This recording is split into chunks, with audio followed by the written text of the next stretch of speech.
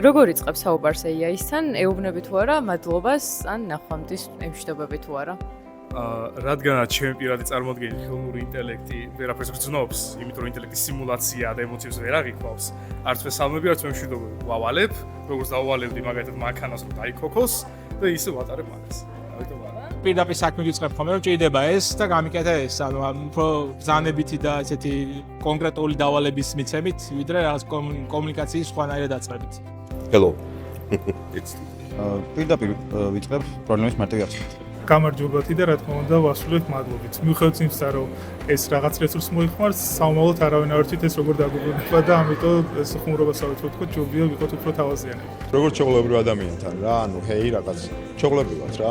ძალიან ნატურალურად, აი სრულად როგორც ადამიანს ვესაუბრებოდი. ძალიან იმედგაცრუებული თუ არ უცენზურათაც მიმართავს, მადლობა რაც რა გადამიხდია და არ მიმსალმები ვარ, როგორც ინსტრუმენტს ისე ვიყენებ. არ ვესალმები და მადლობას აბრუნები. პირდაპირ ვეუბნები, რაც მაქვს სათქმელი.